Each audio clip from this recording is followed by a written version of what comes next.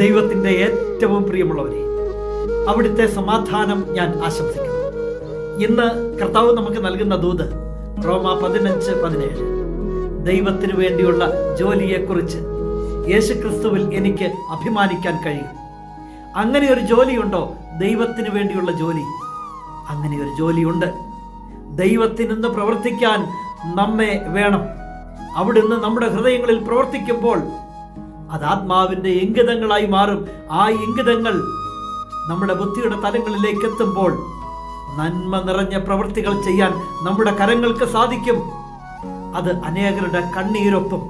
അത് നമ്മുടെ നാവുകൾക്ക് കരുത്തേകും അവിടുത്തെ തിരുവചനം പ്രഘോഷിക്കാനായിട്ട്.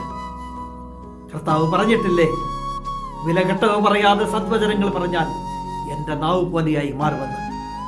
ദൈവത്തിന് വേണ്ടി പ്രവർത്തിക്കാൻ ഇന്ന് നമ്മെ വേണം അവിടുത്തേക്ക്. ഇവിടെ അധികം വേലക്കാരോ ചുരുക്കം എന്ന് പറഞ്ഞിട്ടില്ലേ? അവിടുത്തെ ദാസന്മാരായി നിൽക്കാം. അവിടുത്തേക്ക് വേണ്ടി ജോലി ചെയ്യുന്നവരായി തന്നെ ഈ ലോകത്തിൽ നിൽക്കാം. അഭിമാനിക്കാൻ കഴിയും. യേശു ക്രിസ്തുവിൽ അഭിമാനിക്കാൻ കഴിയും. കരുണാമയനായ ദൈവം നമ്മെ എല്ലാവരെയും സമൃദ്ധിയായി അനുഗ്രഹിക്കും.